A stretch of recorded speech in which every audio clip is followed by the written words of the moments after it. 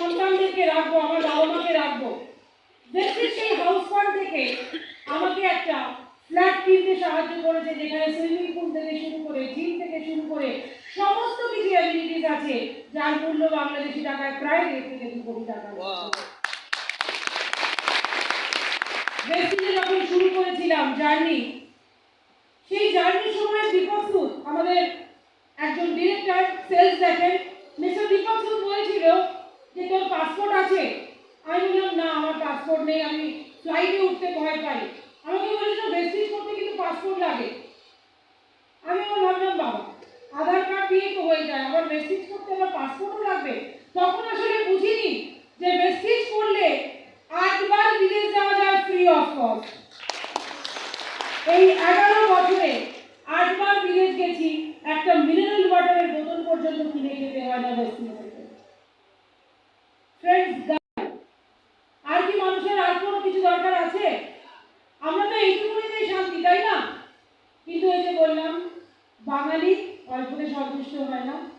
স্বপ্ন দেখতে শুরু করলাম, আমরা 2 বোনে তো বাংলা মিডিয়ামে পড়াশোনা করেছি, কিন্তু আমাদের সন্তানদেরকে যেন একটা বেস্ট থেকে বেস্ট এডুকেশন দিতে পারি।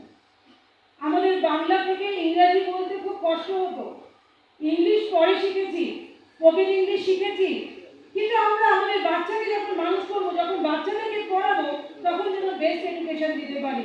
আমার মেয়েকে ইতালিতে 3 বছর, ইউরোপে 3 বছর রেখে মাস্টার্স কমপ্লিট করতে পেরেছি ইন্টারন্যাশনাল রিলেশনের উপরে। এবং শুধু তাই নয়, আপনাদেরকে আজকে গর্বের সাথে বলতে ইচ্ছে করছে, আগামী 24শে এপ্রিল আমার মেয়ে আমেরিকাতে হার্ভার্ড ইউনিভার্সিটিতে স্পিকার হিসেবে স্পিচ দিতে যাচ্ছে 24 তারিখ। আপনারা সকলেই মিলে দোয়া করবেন। ও আজকে আমেরিকাতে থাকে, আমেরিকাতে রিসার্চ করছে।